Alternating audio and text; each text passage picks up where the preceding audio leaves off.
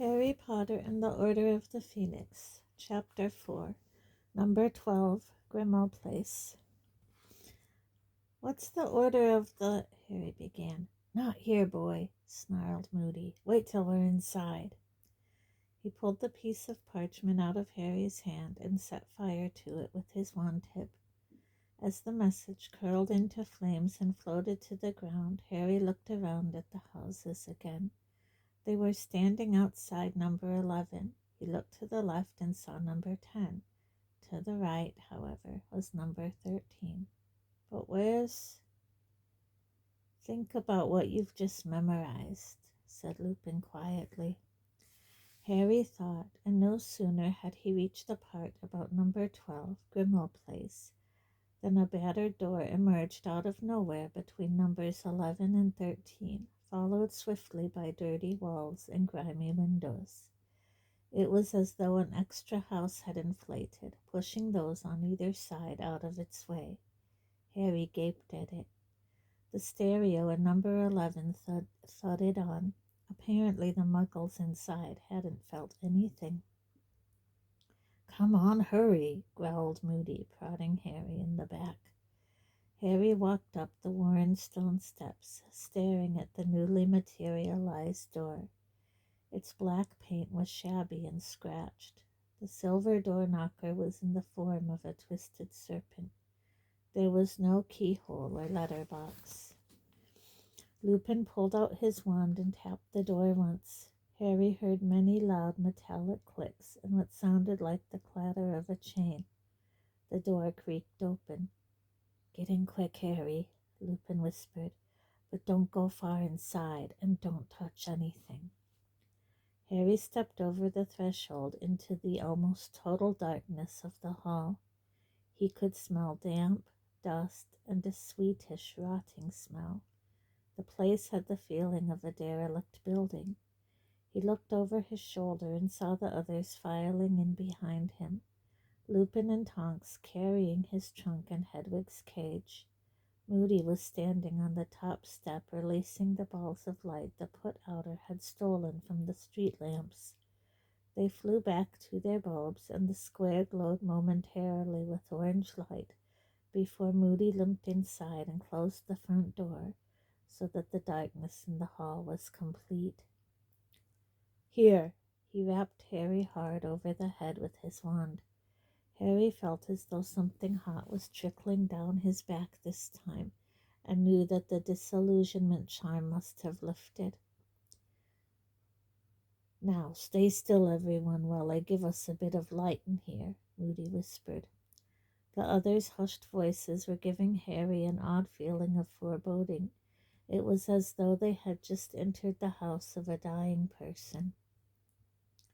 He heard a soft hissing noise, and then old-fashioned gas lamps sputtered into life all along the walls, casting a flickering, insubstantial light over the peeling wallpaper and threadbare carpet of a long, gloomy hallway, where a cobwebby chandelier glimmered overhead, and age-blackened portraits hung crooked on the walls.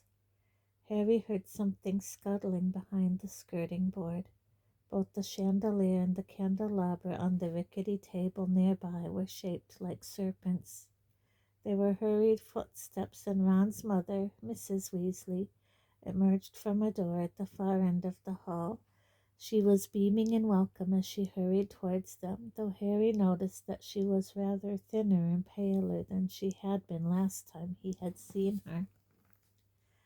"Oh, Harry, it's lovely to see you," she whispered, pulling him into a rib-cracking hug before holding him at arm's length and examining him critically. "You're looking peaky. You need feeding up, but you'll have to wait a bit for dinner, I'm afraid." She turned to the gang of wizards behind him and whispered urgently, "He's just arrived. The meeting started." The wizards behind Harry all made noises of interest and excitement, and began filing past him towards the door through which Mrs. Weasley had just come. Harry made to follow Lupin, but Mrs. Weasley held him back. "No, Harry, the meeting's only for members of the Order. Ron and Hermione are upstairs. You can wait with them until the meeting's over. Then we'll have dinner. And keep your voice down in the hall," she added in an urgent whisper. "Why? I don't want anything to wake up." "What do you—" "I'll explain later. I've got to hurry. I'm supposed to be at the meeting. I'll just show you where you're sleeping." Pressing her finger to her lips, she led him on tiptoe past a pair of long, moth-eaten curtains, behind which Harry supposed there must be another door, and after skirting a large umbrella stand that looked as though it had been made from a severed troll's leg, they started up the dark staircase, passing a row of shrunken heads mounted on plaques on the wall. A closer look showed Harry that the heads belonged to house elves. All of them had the same rather snout-like nose. Harry's bewilderment deepened with every step he took. What on earth were they doing in a house that looked as though it belonged to the darkest of wizards? "Mrs. Weasley, why—" "Ron and Hermione will explain everything, dear. I've really got to dash," Mrs. Weasley whispered distractedly. "There." They had reached the second landing. "You're the door on the right. I'll call you when it's over." And she hurried off downstairs again. Harry crossed the dingy landing, turned the bedroom doorknob, which was shaped like a serpent's head, and opened the door. He caught a brief glimpse of a gloomy, high-ceilinged, twin-bedded room. Then there was a loud twittering noise, followed by an even louder shriek, and his vision was completely obscured by a large quantity of very bushy hair. Hermione had thrown herself onto him in a hug that nearly knocked him flat, while Ron's tiny owl, Pigwidgeon, zoomed excitedly round and round their heads. "Harry! Ron, he's here! Harry's here! We didn't hear you arrive. Oh, how are you? Are you all right? Have you been furious with us? I bet you have. I know our letters were useless, but we couldn't tell you anything. Dumbledore made us swear we wouldn't. Oh, we've got so much to tell you, and you've got things to tell us. The Dementors! When we heard, and that ministry hearing, it's just outrageous. I've looked it all up. They can't expel you. They just can't. There's provision in the decree for the reasonable restriction of underage sorcery for the use of magic in life-threatening situations." "Let him breathe, Hermione," said Ron, grinning as he closed the door behind Harry. He seemed to have grown several more inches during their month apart, making him taller and more gangly-looking than ever, though the long nose, bright red hair, and freckles were the same. Still beaming, Hermione let go of Harry, but before she could say another word, there was a soft whooshing sound, and something white soared from the top of a dark wardrobe and landed gently on Harry's shoulder. "Hedwig!" The snowy owl clicked her beak and nibbled his ear affectionately as Harry stroked her feathers. "She's been in a right state," said Ron. "Pecked us half to death when she brought your last letters. Look at this." He showed Harry the index finger of his right hand, which sported a half-healed but clearly deep cut. "Oh, yeah," Harry said. "Sorry about that, but I wanted answers, you know." "We wanted to give them to you, mate," said Ron. "Hermione was going spare. She kept saying you'd do something stupid if you were stuck all on your own without news, but Dumbledore made us." "Swear not to tell me," said Harry. "Yeah, Hermione's already said." The warm glow that had flared inside him at the sight of his two best friends was extinguished as something icy flooded the pit of his stomach. All of a sudden, after yearning to see them for a solid month, he felt he would rather Ron and Hermione left him alone. There was a strained silence in which Harry stroked Hedwig automatically, not looking at either of the others. "He seemed to think it was best," said Hermione rather breathlessly. "Dumbledore, I mean." "Right," said Harry. He noticed that her hands too bore the marks of Hedwig's beak, and found that he was not at all sorry. "I think he thought you were safest with the Muggles," Ron began. "Yeah?" said Harry, raising his eyebrows. Have either of you been attacked by Dementors this summer? Well, no, but that's why he's had people from the Order of the Phoenix tailing you all the time. Harry felt a great jolt in his guts, as though he had just missed a step going downstairs. So everyone had known he was being followed, except him. It didn't work that well, though, did it? Said Harry, doing his utmost to keep his voice even. Had to look after myself after all, didn't I? He was so angry, said Hermione in an almost awestruck voice. Dumbledore, we saw him when he found out Mundungus had left before his shift had ended. He was scary. Well, I'm glad he left, Harry said coldly. If he hadn't, I wouldn't have done magic, and Dumbledore would have probably have left me at Privet Drive all summer. Aren't you worried about the Ministry of Magic hearing? Said Hermione quietly. No, Harry lied defiantly. He walked away from them, looking around, with Hedwig nestled contentedly on his shoulder. But this room was not likely to raise his spirits. It was dank and dark. A blank stretch of canvas in an ornate picture frame was all that relieved the bareness of the peeling walls, and as Harry passed it he thought he heard someone who was lurking out of sight snigger. So why's Dumbledore been so keen to keep me in the dark? Harry asked, still trying hard to keep his voice casual. Did you bother to ask him at all? He glanced up just in time to see them exchanging a look that told him he was behaving just as they had feared he would. It did nothing to improve his temper. We told Dumbledore we wanted to tell you what was going on, said Ron. We did, mate, but he's really busy now. We've only seen him twice since we came here, and he didn't have much time. He just made us swear not to tell you important stuff when we wrote. He said the owls might be intercepted. He could still have kept me informed if he wanted to, Harry said shortly. You're not telling me he doesn't know ways to send messages without owls? Hermione glanced at Ron and then said, I thought that too, but he didn't want you to know anything. Maybe he thinks I can't be trusted, said Harry, watching their expressions. Don't be thick, said Ron, looking highly disconcerted. Or that I can't take care of myself. Of course he doesn't think that, said Hermione anxiously. So how come I have to stay at the Dursleys while you two get to join in everything that's going on here? Said Harry, the words tumbling over one another in a rush, his voice growing louder with every word. How come you two are allowed to know everything that's going on? We're not, Ron interrupted. Mom won't let us near the meeting. She says we're too young.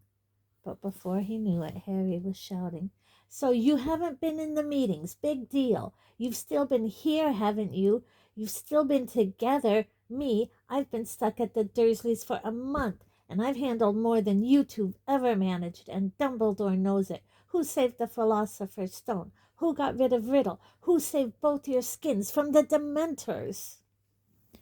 Every bitter and resentful thought Harry had had in the past month was pouring out of him.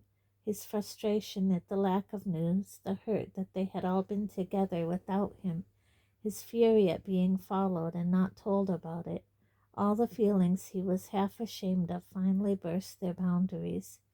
Hedwig took fright at the noise and soared off to the top of the wardrobe again. Pigwidgeon twittered in alarm and zoomed even faster around their heads. Who had to get past dragons and sphinxes and every other foul thing last year? Who saw him come back? Who had to escape from him? Me!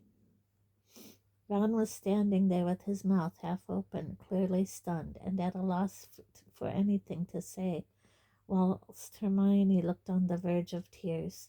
But why should I know what's going on? Why should anyone bother to tell me what's been happening? Harry, we wanted to tell you, we really did, Hermione began. Can't have wanted to that much, can you? Or you'd have sent me an owl. But Dumbledore made you swear. Well, he did. 4 weeks I've been stuck in Privet Drive, nicking papers out of bins to try and find out what's been going on.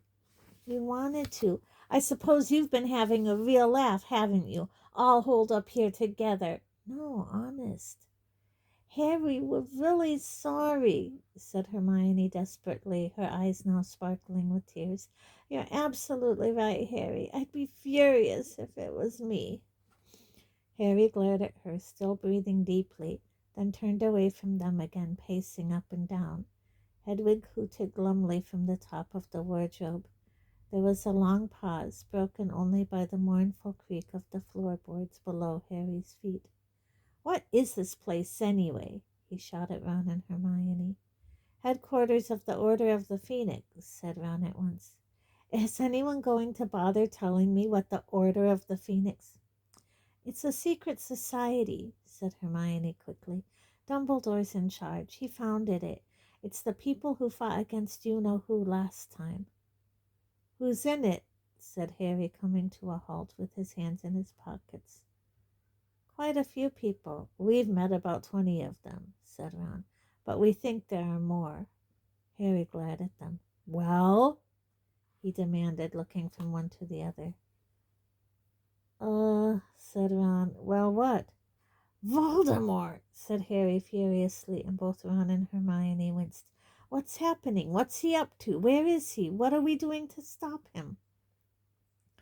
We've told you, the Order doesn't let us in on their meetings, said Hermione nervously, so we don't know the details, but we've got a general idea, she added hastily, seeing the look on Harry's face.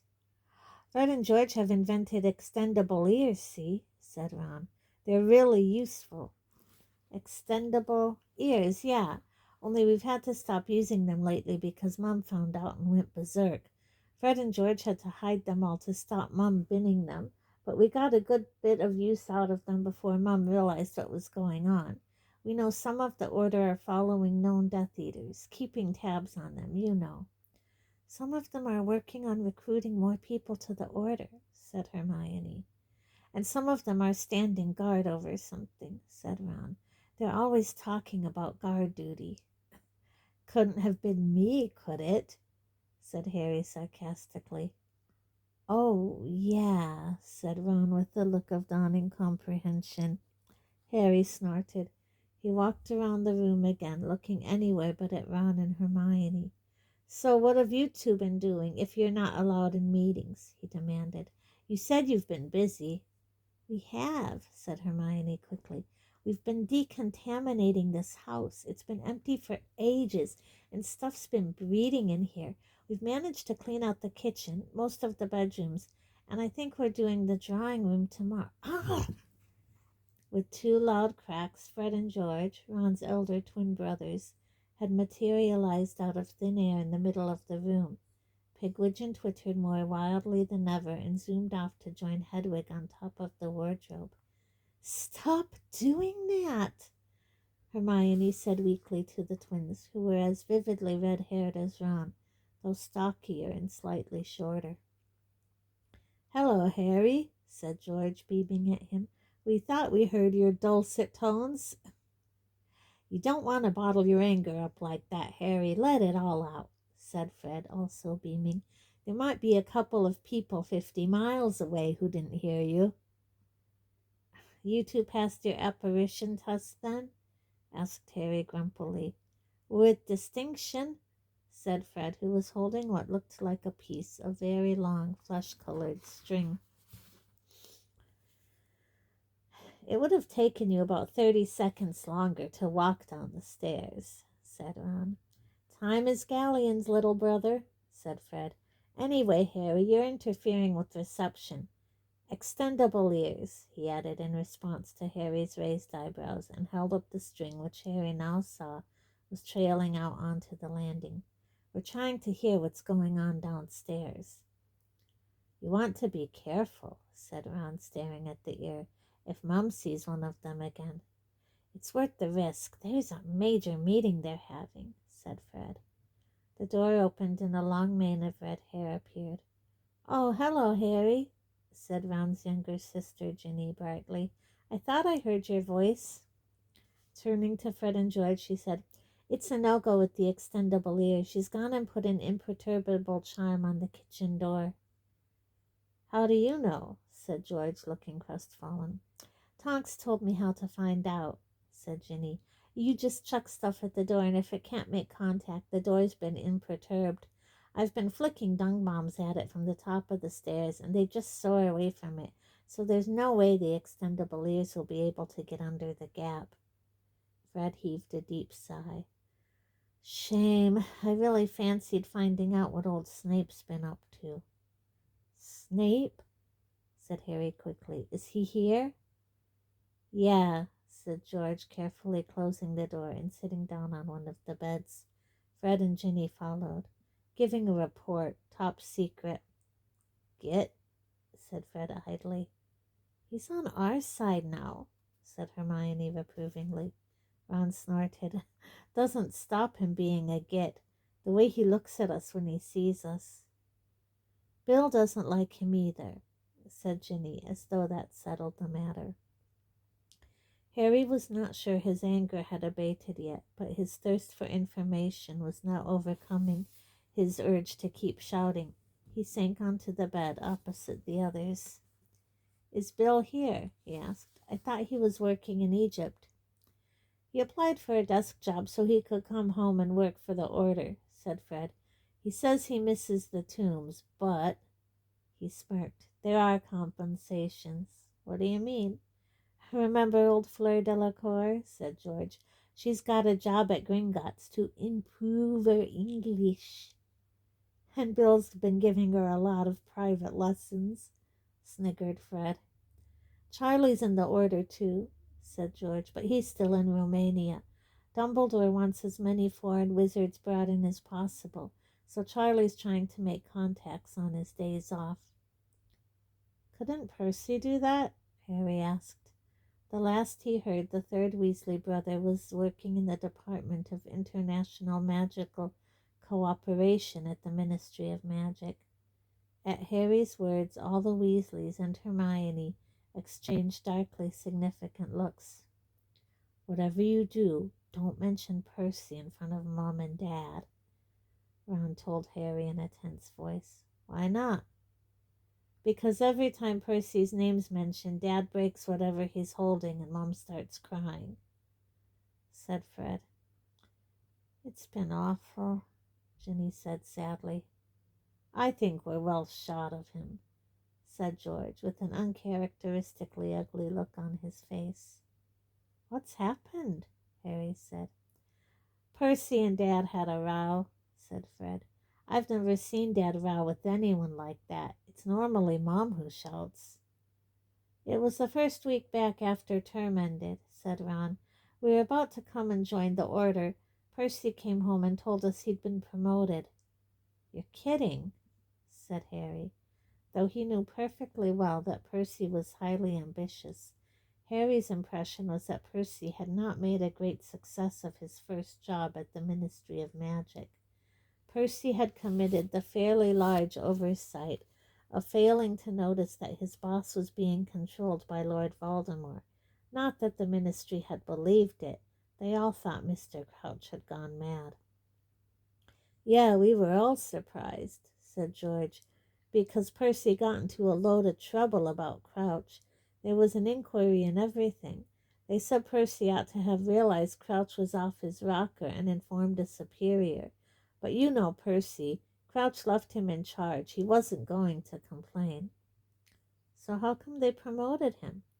"That's exactly what we wondered," said Ron, who seemed very keen to keep normal conversation going now that Harry had stopped yelling.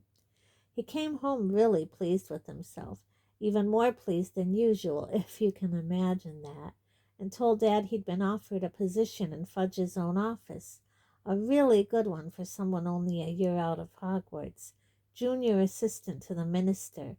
He expected Dad to be all impressed, I think." "Only Dad wasn't," said Fred grimly. "Why not?" said Harry. "Well, Apparently, Fudge has been storming around the ministry checking that nobody's having any contact with Dumbledore, said George. Dumbledore's name is mud with the ministry these days, said Fred. They all think he's just making trouble saying you-know-who's back. Dad says Fudge has made it clear that anyone who's in league with Dumbledore can clear out their desks, said George. Trouble is, Fudge suspects Dad. He knows he's friendly with Dumbledore, and he's always thought Dad's a bit of a weirdo because of his muggle obsession. But what's that got to do with Percy? Asked Harry, confused. I'm coming to that. Dad reckons Fudge only wants Percy in his office because he wants to use him to spy on the family and Dumbledore. Harry let out a low whistle. Bet Percy loved that. Ron laughed in a hollow sort of way. He went completely berserk. He said loads of terrible stuff. He said he's been having to struggle against Dad's lousy reputation ever since he joined the ministry, and that Dad's got no ambition, and that's why we've always been, not had a lot of money, I mean. What?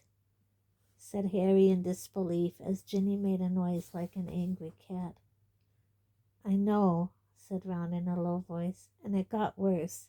He said Dad was an idiot to run around with Dumbledore, that Dumbledore was heading for big trouble and Dad was going to go down with him, and that he, Percy, knew where his loyalty lay, and it was with the ministry. And if Mom and Dad were going to become traitors to the ministry, he was going to make sure everyone knew he didn't belong to our family anymore. And then he packed his bags the same night and left. He's living here in London now. Harry swore under his breath. He had always liked Percy least of Ron's brothers, but he had never imagined he would say such things to Mr. Weasley. Her mom's been in a right state, said Ron. Crying and stuff. She came up to London to try and talk to Percy, but he slammed the door in her face. I don't know what he does if he meets Dad at work. Ignores him, I suppose. But Percy must know Voldemort's back, said Harry slowly. He's not stupid. He must know your Mom and Dad wouldn't risk everything without proof. Yeah, well, your name got dragged into the row, said Ron, shooting Harry a furtive look. Percy said the only evidence was your word, and I don't know. He didn't think it was good enough. Percy takes the Daily Prophet seriously, said Hermione tartly, and the others all nodded. What are you talking about? Harry asked, looking around at them all. They were all regarding him warily. Haven't you been getting the Daily Prophet? Hermione asked nervously. Yeah, I have, said Harry. Have you, been reading it thoroughly? Hermione asked, still more anxiously. Not cover to cover, said Harry defensively. If they were going to report anything about Voldemort, it would be headline news, wouldn't it? The others flinched at the sound of the name. Hermione hurried on. Well, you need to read it cover to pick it up, but they mention you a couple times a week. But I'd have seen. Not if you've only been reading the front page, you wouldn't, said Hermione, shaking her head. I'm not talking about big articles. They just slip you in, like you're a standing joke. What are you? It's quite nasty, actually, said Hermione in a voice of forced calm. They're just building on Rita's stuff. But she's not writing for them anymore, is she? Oh, no, she's kept her promise. Not that she's got any choice, Hermione added with satisfaction. But she laid the foundation for what they're trying to do now. Which is what? Said Harry impatiently. Okay, she wrote that you were collapsing all over the place and saying your scar was hurting and all that. Yeah, said Harry, who was not likely to forget Rita Skeeter's stories about him in a hurry. Well, they're writing about you as though you're this deluded, attention-seeking person who thinks he's a great tragic hero or something, said Hermione very fast. as though it would be less unpleasant for Harry to hear these facts quickly. They keep slipping in snide comments about you. If some far-fetched story appears, they say something like, a tale worthy of Harry Potter, and if anyone has a funny accident or anything, it's, let's hope he hasn't got a scar on his forehead or we'll be asked to worship him next. I don't want anyone to worship, Harry began hotly. I know you don't, said Hermione quickly, looking frightened. I know, Harry, but you see what they're doing? They want to turn you into somebody nobody will believe. Fudge is behind it, I'll bet anything. They want wizards on the street to think you're just some stupid boy who's a bit of a joke, who tells ridiculous tall stories because he loves being famous and wants to keep it going. I didn't ask. I didn't want... Voldemort killed my parents, Harry spluttered. I got famous because he murdered my family but couldn't kill me. Who wants to be famous for that? Don't they think I'd rather never... We know, Harry, said Ginny earnestly. And of course they didn't report a word about the Dementors attacking you, said Hermione. Someone's told them to keep that quiet. That should have been a really big story, out of control Dementors. They haven't even reported that you broke the International Statute of Secrecy. We thought they would. It would tie in so well with this image of you as some stupid show-off. We think they're biding their time until you're expelled. Then they're really going to go to town. I mean, if you're expelled, obviously, she went on hastily. You really shouldn't be, not if they abide by their own laws. There's no case against you. They were back on the hearing, and Harry did not want to think about that. He cast around for another change of subject, but was saved the necessity of finding one by the sound of footsteps coming up the stairs. Uh-oh. Fred gave the extendable ear a hearty tug. There was another loud crack, and he and George vanished. Seconds later, Mrs. Weasley appeared in the bedroom doorway.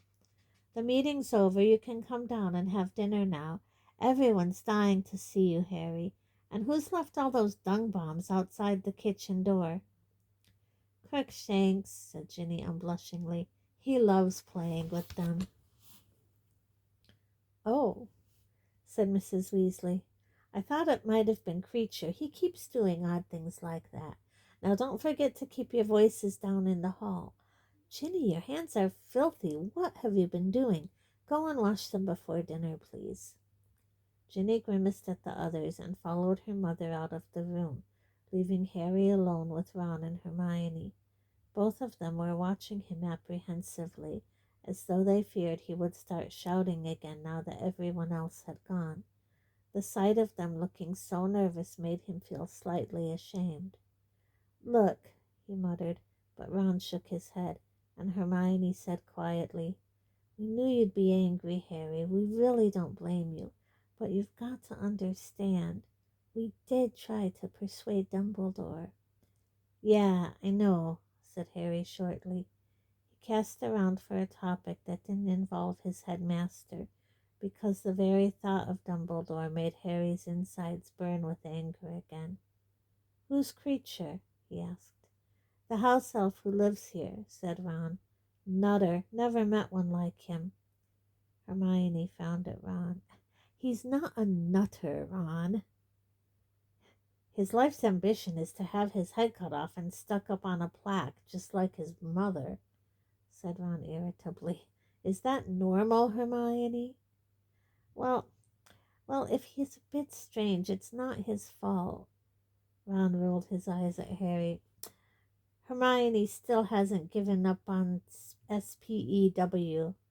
It's not SPEW, said Hermione heatedly. It's the Society for the Promotion of Elfish Welfare. And it's not just me. Dumbledore says we should be kind to Creature, too. Yeah, said Ron. Come on, I'm starving. He led the way out of the door and on the landing, but before they could descend the stairs. Hold it, Ron breathed, flinging out an arm to stop Harry and Hermione walking any further. They're still in the hall. We might be able to hear something. The three of them looked cautiously over the banisters.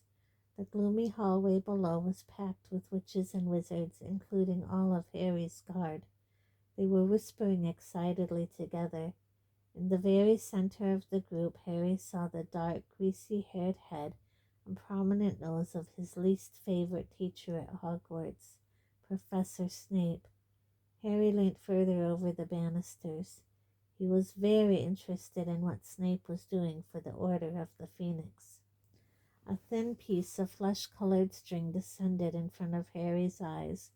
Looking up, he saw Fred and George on the landing above, cautiously lowering the extendable ear towards the dark knot of people below. A moment later, however, they all began to move towards the front door and out of sight. "Damn it," Harry heard Fred whisper as he hoisted the extendable ear back up. They heard the front door open, then close. "Snape never eats here," Ron told Harry quietly. "Thank God. Come on." "Don't forget to keep your voice down in the hall, Harry," Hermione whispered.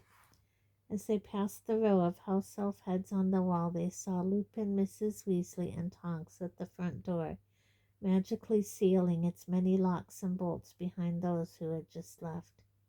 "We're eating down in the kitchen," Mrs. Weasley whispered, meeting them at the bottom of the stairs. "Harry, dear, if you'll just tiptoe across the hall, it's through this door here." Crash! "Tonks!" cried Mrs. Weasley in exasperation, turning to look behind her. "I'm sorry," wailed Tonks, who was lying flat on the floor. "It's that stupid umbrella stand. That's the second time I've tripped over." But the rest of her words were drowned by a horrible, ear-splitting, blood-curdling shriek. The moth-eaten velvet curtains Harry had passed earlier had flown apart, but there was no door behind them. For a split second, Harry thought he was looking through a window behind which an old woman in a black cape was screaming and screaming as though she were being tortured. Then he realized it was simply a life-size portrait, but the most realistic and the most unpleasant one he had ever seen in his life. The old woman was drooling, her eyes were rolling, the yellowing skin of her face stretched taut as she screamed, and all along the hall behind them the other portraits awoke and began to yell too, so that Harry actually screwed up his eyes at the noise and clapped his hands over his ears. Lupin and Mrs. Weasley darted forward and tried to tug the curtains shut over the old woman, but they would not close, and she screeched louder than ever, brandishing clawed hands as though trying to tear at their faces. "Filth! Scum! Byproducts of dirt and vileness! Half-breeds, mutants, freaks! Be gone from this place! How dare you befoul the house of my fathers!" Tonks apologized over and over again, dragging the huge, heavy troll's leg back off the floor. Mrs. Weasley abandoned the attempt to close the curtains and hurried up and down the hall, stunning all the other portraits with her wand, and the man with long black hair came charging out of a door facing Harry. "Shut up, you horrible old hag! Shut up!" he roared, seizing the curtain Mrs. Weasley had abandoned. The old woman's face blanched. "You!" she howled, her eyes popping at the sight of the man. "Blood traitor! Abomination! Shame of my flesh!" "I said shut up!" roared the man, and with a stupendous effort, he and Lupin managed to force the curtains closed again. The old woman's shrieks died, and an echoing silence fell. Panting slightly and sweeping his long dark hair out of his eyes, Harry's godfather Sirius turned to face him. "Hello, Harry," he said grimly. "I see you've met my mother."